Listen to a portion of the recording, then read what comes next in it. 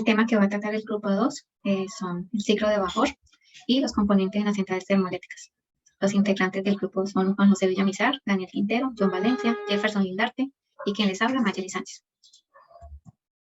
El contenido que vamos a desarrollar son los ciclos de potencia de vapor, que son el ciclo Carnot, el ciclo Rankine, las mejoras que se les han hecho, que es el sobrecalentamiento de vapor, el recalentamiento de vapor, otro ciclo que se denomina el ciclo ideal regenerativo, con calentadores abiertos y con calentadores cerrados.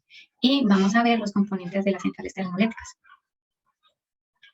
Entonces vamos a darle una vista general cómo es el funcionamiento que tiene una central térmica, ¿sí? Entonces las centrales térmicas aprovechan la energía calorífica de un combustible fósil para poderla transformar en electricidad. Pero ¿cómo lo hacen? ¿Cuál es su proceso de transformación? Entonces el proceso que utilizan es, uno, hacer una combustión de esa energía calorífica. Esa energía calorífica que absorbe el fluido de trabajo se convierte al expansionarse en la turbina o motor en una energía mecánica, ¿sí? Luego la energía mecánica es transformada en energía eléctrica a través del generador eléctrico, ¿sí? Por lo general, el ciclo termodinámico que principalmente emplea las centrales térmicas de vapor es el ciclo Rankine, ¿sí? Que es un ciclo fundamental que siguen las turbinas de vapor. Y pues ha sido mejorado a lo largo del tiempo a través de con el fin de disminuir la presión en el condensador, aumentar la presión en la caldera, emplear vapor sobrecalentado, emplear recalentador intermedio, ¿sí? Y precalentar el agua de alimentación, además de emplear algunos ciclos binarios. Listo. Vamos a comenzar con el primer ciclo, que es el ciclo Carnot, ¿sí? Este ciclo es un ciclo característico y era considerado como uno de los ciclos ideales, ¿sí? Que nos puede representar en una central de potencia. Entonces, vamos a mencionar que el ciclo y la dinámica del Carnot. Entonces, Carnot conformó como tal el primer ciclo ideal para las centrales de potencia de vapor. Y el presunto ciclo ideal, ¿sí? ¿Por qué el presunto ciclo ideal? Porque así, inicialmente, ese era como el modelo que se tenía. ¿Por qué? Porque era el considerado como el ciclo más eficiente de mayor rendimiento que se tenía entre dos temperaturas, ¿sí?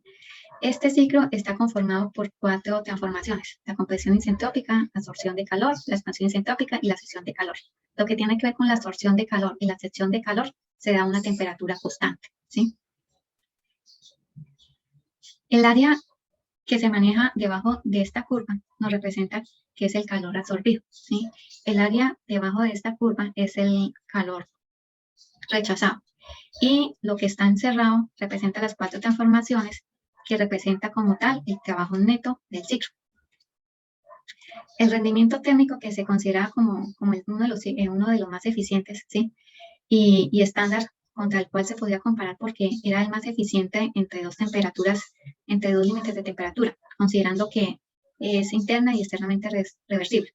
El rendimiento térmico tiene una expresión de ese tipo, que dependía directamente de los límites de temperatura máxima y el límite de la temperatura mínima, ¿sí? Pero en sí, las transformaciones de Carnot que establecen no va a poderse llevar a cabo con los dispositivos reales como las que tienen una central de potencia de vapor. ¿Por qué? Porque Carnot como tal no es práctico, ¿sí? Y no es práctico para fluidos que tienen cambios de fase, ¿sí? Entonces, como tal, nació otro ciclo que es el ciclo Rankine. Entonces, en este ciclo Rankine, entonces, también tiene 4 transformaciones. Entonces, este ciclo inicia con una condición de líquido saturado, el cual vamos a tener una condición isentrópica en una bomba, ¿sí? Lo vamos a llevar a una presión que se llama de una presión de alta. Y vamos a tener que esta absorción de vapor va desde el punto 3, ya no va a ser, ya no va a ser igual al ciclo anterior, el ciclo Carnot, porque aquí antes se llevaba una temperatura constante, ¿sí? Aquí lo que vamos a manejar unas diferentes temperaturas y vamos a conocer un nuevo término que va a ser una temperatura mínima, media, para poder llegar al punto 3, ¿sí? Una temperatura media para poder llegar a este punto 3. En este ciclo se determina una temperatura media, teniendo en cuenta como primer ciclo para los sistemas, un primer principio para los sistemas abiertos, considerando depreciable la energía cinética y la energía potencial. También se define una energía media máxima y una temperatura media mínima, ¿sí? Y algo que el tema de la temperatura, pues nos va a generar un rendimiento térmico que va a depender pues de la temperatura promedio que se absorbe y de la temperatura promedio que se cede el calor. Cuanto mayor sea la temperatura máxima o menor sea la temperatura mínima, el rendimiento va a ser mejor, ¿sí? Acá vamos a comenzar con una obstrucción de calor en un generador de vapor y luego, en este caso, vamos a tener un vapor saturado. ¿Sí? Aquí vamos a tener un vapor saturado. Eso generalmente no es la condición que se da en una central de potencia real, sino que se da a niveles de temperaturas de presión mucho mayores y otras en condiciones como que es sobrecalentar el vapor. De esta transformación de 3 a 4 vamos a tener una expansión isoentrópica en una turbina de vapor. En este caso, para luego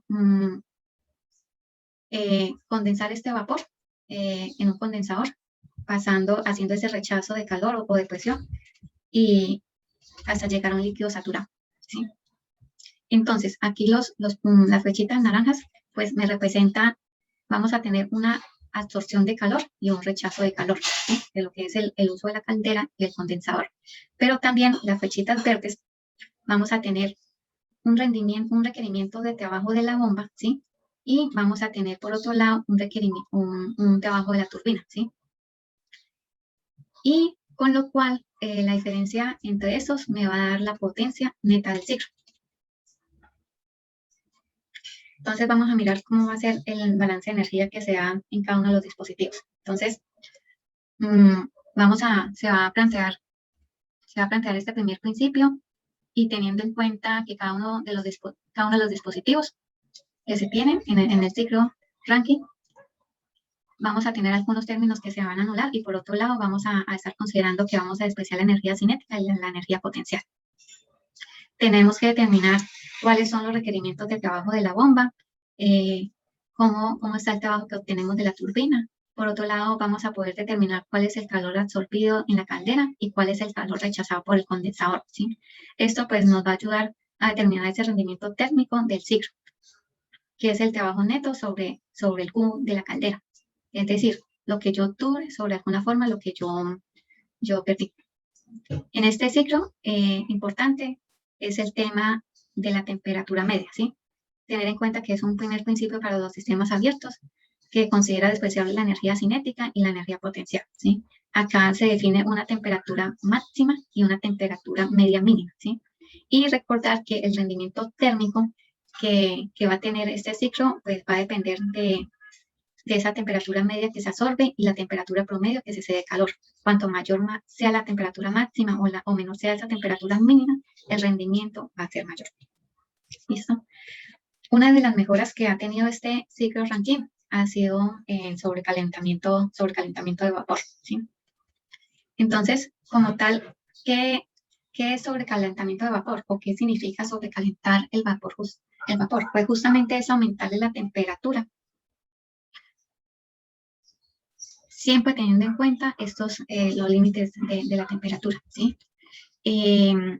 Aumentar la temperatura, pero tener en cuenta que es sin aumentar la presión, ¿sí?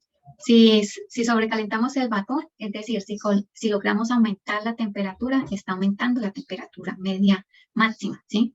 Del proceso de absorción del calor. Asimismo, está aumentando el área encerrada, ¿sí? Del ciclo que representa el trabajo neto. La otra mejora que se va a traer asociadas son de sobrecalentar el vapor, es de alguna forma mejorar este punto de salida de la expansión de la turbina. Lo cual, sobrecalentar el vapor, además de que me está aumentando la temperatura media máxima, la absorción del ciclo, y vimos que baja la mano por el aumento de rendimiento, está aumentando un área encerrada, ¿sí? Por el ciclo está aumentando el trabajo neto y también me está mejorando el rectángulo. Entonces, aquí tengo detallado, pues, unos beneficios y unas cosas que no son como tan buenas, ¿sí? Entonces, en cuanto a los beneficios, pues me aumenta la calidad del vapor que sale de la turbina. Aumenta la temperatura media de la fuente caliente, me aumenta la eficiencia del ciclo, ¿sí? Y de mejoras, pues tenemos que me aumenta los costos de los metales, de los materiales del generador y limitaciones metalúrgicas.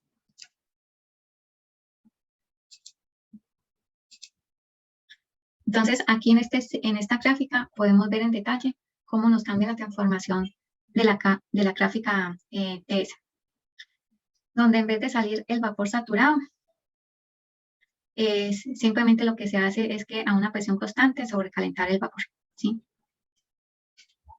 Y entonces, esta es una de las mejoras que se tienen en este ciclo Rankine.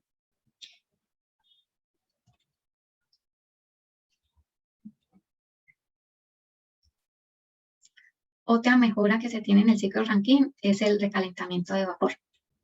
Recalentamiento de vapor. Entonces, ¿en sí qué significa? Esto del recalentamiento del vapor significa que es absorber el calor de este generador. Lo vaporizo, sobrecaliento del vapor. Ingresa una etapa que se llama de alta presión de la turbina. En este caso, tenemos dos etapas de turbina, ¿sí? Dos etapas en las centrales térmicas de vapor, e inclusive algunas termoeléctricas utilizan hasta 3 etapas. Lo que tenemos acá es que ingresa en esta etapa de alta presión, en el punto 3, se expande parcialmente hasta un punto óptimo, ¿sí? Aquí, y luego se envía nuevamente a otra superficie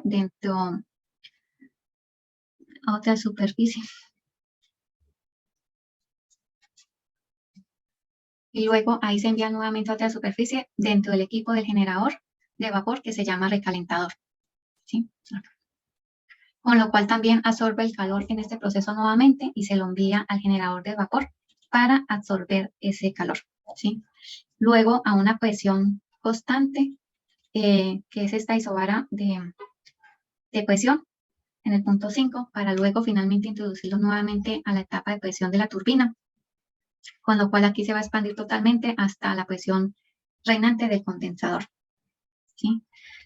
También tener en cuenta que no siempre un recalentamiento de vapor supone un aumento de rendimiento, y vamos a estar viendo que no siempre es así porque depende del punto óptimo, de este punto óptimo, en el cual de alguna forma finalice esta expansión de la etapa de alta presión. Y ese punto desde donde comienza el recalentamiento, es decir, se debe trabajar la temperatura media versus el recalentamiento de vapor versus el rendimiento del ciclo total, ¿sí? En sí, desde este punto óptimo esté más cerca de esa temperatura máxima, mayor va a ser mi trabajo neto, la eficiencia que voy a tener. Porque si ese punto óptimo yo la tengo cerca a la temperatura mínima, pues mi rendimiento no va a ser tan eficiente. Entonces siempre este recalentamiento de vapor, pues la eficiencia va a ser desde el punto de vista de ese punto óptimo.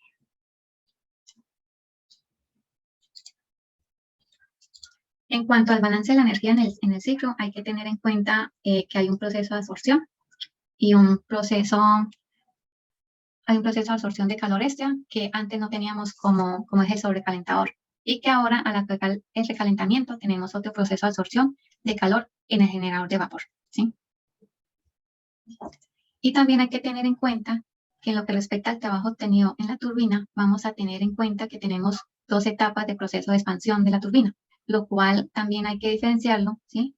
En este caso, expandiendo desde la presión que está en el punto de 3 a 4 y en el caso de una presión media hasta una presión baja, que es el condensador, que es el punto de la transformación de 5 a la 6. El rendimiento térmico para un ciclo que funciona de esta forma, siempre estamos hablando de lo mismo del trabajo neto. Es el trabajo en la turbina, el trabajo requerido en la bomba sobre el calor absorbido en la caldera, ¿sí? Este Q entrante, ahí hay que tener en cuenta que hay 2 procesos de absorción de calor. Y recordar pues que no siempre un recalentamiento de vapor se supone que es un aumento de rendimiento, y vamos a estar viendo que va a depender de ese punto, ¿sí? En cuanto a los beneficios que se tienen, es que aumenta el rendimiento del ciclo, se aumenta la temperatura media máxima del ciclo, aumenta el título de la salida de la turbina, y pues los inconvenientes o desmejoras que puede tener este ciclo es que tiene una instalación más compleja y se aumentan los costos de los materiales o los metales del generador de vapor y las conducciones. Listo, este es otro ciclo que se maneja en las termoeléctricas.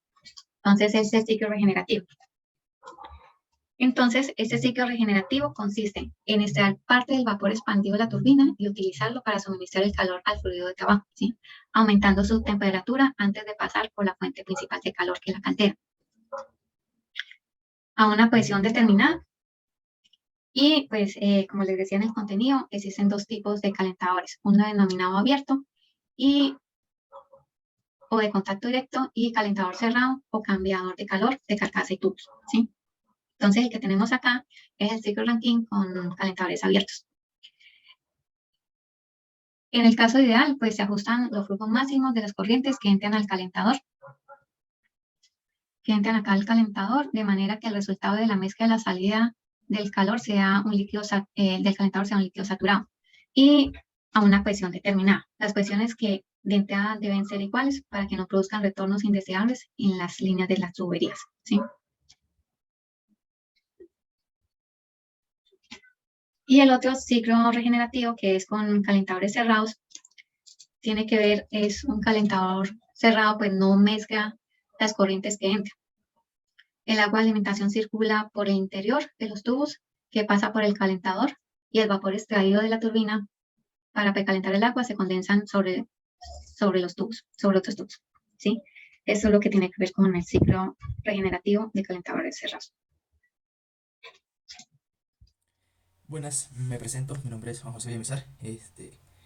Seguiré continuando con los tipos de ciclos de vapor utilizados en las centrales termoeléctricas. Tenemos el ciclo de Clausius-Rankis, donde nos dice que para poder evaluar y comparar las centrales térmicas de vapor se utiliza este ciclo.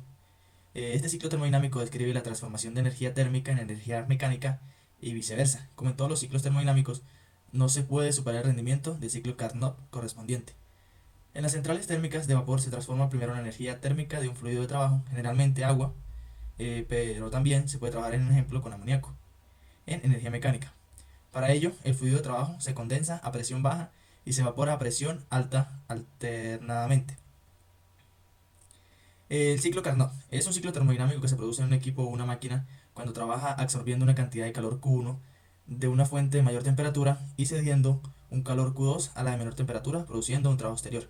A continuación podemos ver lo que es la parte del ciclo eh, Clausius-Rankine, donde nos muestra la gráfica unas flechas rojas, flechas verdes y pues sus diferentes puntos. Lo que es la parte de A es el depósito de agua de alimentación, la parte de B es la bomba de agua de alimentación, pasa a la caldera de vapor, de ahí pasa al sobrecalentador, que es el punto D, el punto E es la turbina de vapor, la F es el generador, la G es el condensador y la H es la bomba de condensado. Las flechas de colores que se ven en la imagen, lo que nos muestra la flecha azul es que es energía térmica a baja temperatura, la roja es una energía térmica a alta temperatura y la flecha verde lo que nos indica es que es una energía mecánica eléctrica. El diagrama que nos muestra ahí en la gráfica, de acuerdo al fluido del ciclo que pasa, es que entre el punto 1 y 2 el agua se calienta isobáricamente y evapora en la caldera de vapor a una presión de 22 bar. Del punto 2 a 3 el sobrecalentamiento isobárico del vapor a 300 grados centígrados. Ya en el punto 3 y 4 el valor se expande politrópicamente en la turbina de vapor a una presión de 0,2 bar y emite energía mecánica. Ya en el punto 4 es el área de vapor húmedo, el contenido de vapor es solo del 90%. De 4 a 5 es la condensación del vapor y de 5 a 1 es el aumento de presión a la presión de la caldera a través de la bomba de condensado y agua de alimentación, y aquí en el cual el ciclo se cierra.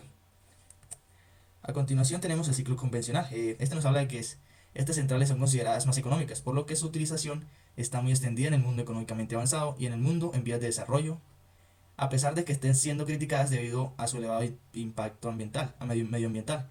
Porque pues su elevado impacto. Aquí podemos ver una imagen donde se observan que pues estas centrales botan gases que pueden ser dañinos o pueden afectar el medio ambiente donde los rodean, porque pues estas centrales pueden estar pues en un lugar donde haya solamente naturaleza. En un caso exacto tenemos la termotasajero de Cúcuta, que está ubicada pues vía el Zulia y algunos municipios cercanos. O sea, está alejada bastante del Zulia, está cercana al río que pasa por el río, por Zulia. Básicamente el funcionamiento de este tipo de centrales es el mismo independientemente del combustible que se consuma. Así, este se quema en la caldera liberando calor que se usa para calentar el agua. El agua calentada se transformará en vapor con una presión muy elevada, que es la que la hace girar una turbina de vapor, lo que transforma la energía interna del vapor en energía mecánica, la rotación de un eje.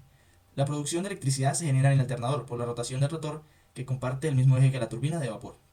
Y mediante la inducción electromagnética, esta electricidad generada pasa a un transformador que aumentará su tensión para dicho transporte. El vapor que sale de la turbina de vapor se envía a un condensador termodinámico, para transformarlo en líquido y retornarlo a la caldera para empezar de nuevo un ciclo de producción de vapor.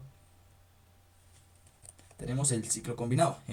Las centrales térmicas de ciclo combinado transforman la energía térmica del gas natural en electricidad mediante trabajo conjunto de una turbina de gas y otra de vapor. Esta tiene el ciclo de vapor y el ciclo de gas. El proceso implica la puesta en marcha de dos ciclos consecutivos, el ciclo de Brayton, que corresponde a la turbina de gas convencional, y el ciclo de Rankine, que opera con la turbina de vapor.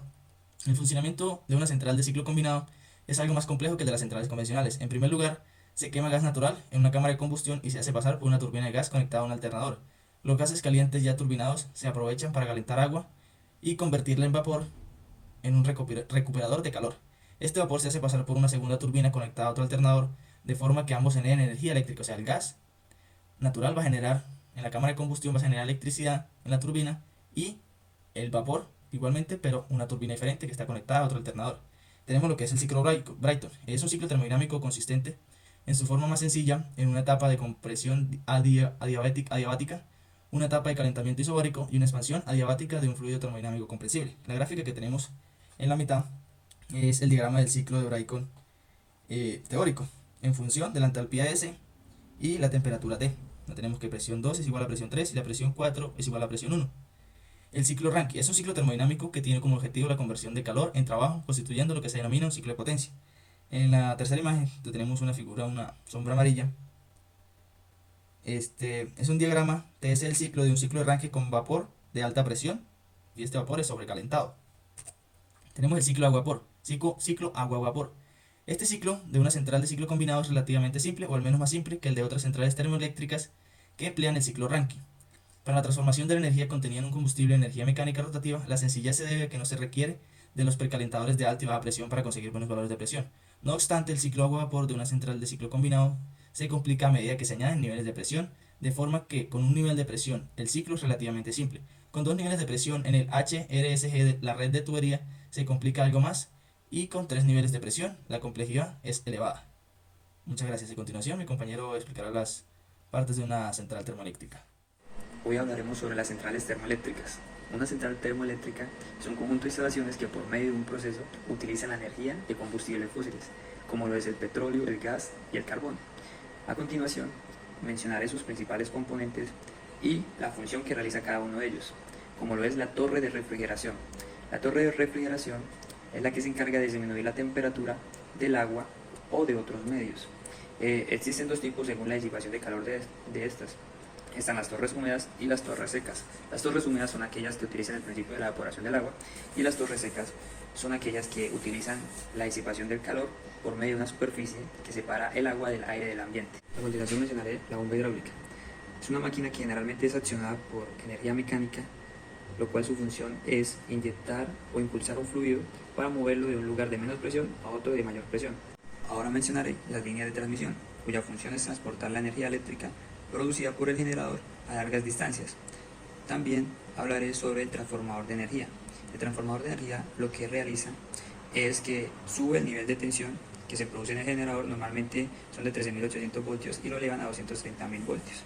El generador de energía es aquel que se utiliza para aprovechar la energía mecánica producida por las turbinas para producir electricidad.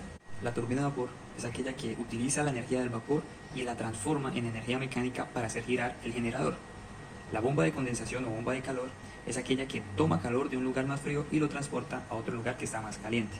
La válvula de control de gases es un órgano de control final, cuya función es controlar el caudal del fluido que circula a través de ella. Este también puede manipular ciertas variables como lo es la presión, el calor y el nivel del fluido. Cabe resaltar que también necesitamos dos turbinas más, una de media presión y otra de alta presión, cuya función es la misma que la de baja presión. Bueno, ahora procederemos a realizar un ejercicio del ciclo Rankine con recalentamiento. El siguiente ejercicio dice así: considere una planta termoeléctrica de vapor de agua que opera en el ciclo Rankine ideal con recalentamiento. La planta mantiene la caldera a 7000 kilopascales. la sección de recalentamiento a 800 kilopascales y el condensador a 10 kilopascales. La calidad del vapor húmedo a la salida de ambas turbinas es de 93%. Determine la temperatura a la entrada de cada turbina y la eficiencia térmica del ciclo. Aquí tenemos el proceso, el cual vamos a trabajar. Esta es nuestra gráfica del ciclo. Aquí podemos observar cada uno de los puntos a los cuales está trabajando, y esta es una pequeña fórmula que vamos a utilizar en nuestro proceso de interpolación. Procediendo con la elaboración de nuestro ejercicio, empezaremos con cada uno de los estados. El estado 1 tiene los siguientes valores. Está dado por una presión 1 de 10 kilopascales, presión 2 de 7000 kilopascales, B1, que es igual a BF en la tabla A5 de aguas saturadas, tabla de presiones, con un volumen específico de 0.001010 y un valor H1, que es la entalpía para líquidos saturados de 191.81.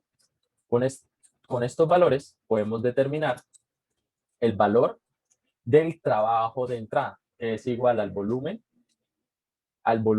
del líquido y la diferencia de las dos presiones, P2 menos P1. Aquí pues efectuamos la fórmula con los valores que ingresamos y nos da un valor de 7.06 kilojoules sobre kilogramo. Este es nuestro trabajo de entrada.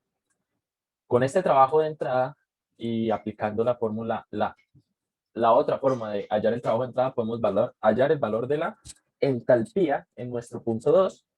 Este valor se da por la diferencia de H1, de la entalpía 1, más el trabajo de entrada, que es 191.81 menos 7.06, que me es igual a 198.87 kilojoules sobre kilogramo.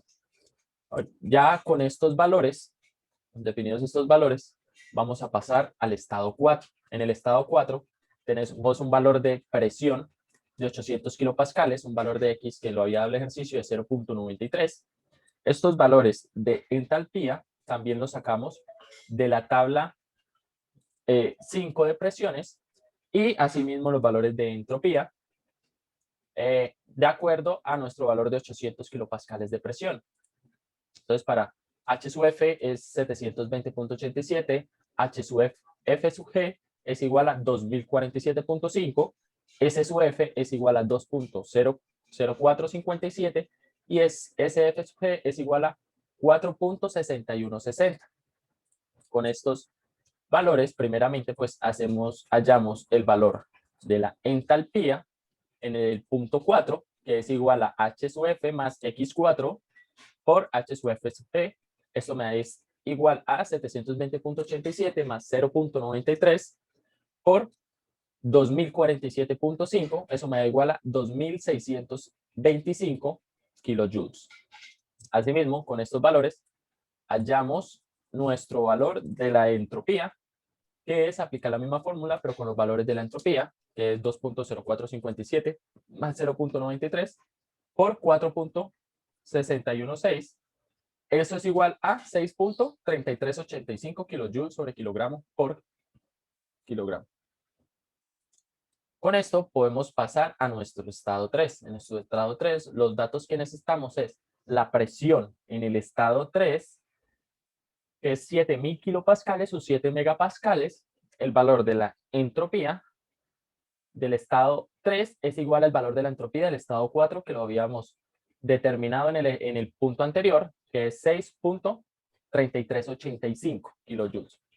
Con estos valores nos ubicamos en la tabla A6, que es de vapor sobrecalentado, y con ella hacemos, para hallar nuestro valor de la entalpía en el punto 3, hacemos interpolación teniendo en cuenta, ubicándonos para un valor de presión de 7 megapascales, que es lo que está en nuestra tabla, hallamos el valor de S más cercano a nuestro valor de S3, este caso sería 6.3385, y con este valor hallamos la entalpía en el punto H3 para este caso, y los datos son los siguientes. El valor que necesitamos encontrar es la entalpía con respecto a este valor de entropía. Entonces, estos son los datos más próximos que tenemos. Esto es de un punto, este es de otro punto, Y al realizar la interpolación me da un valor de H3 de 3085.5.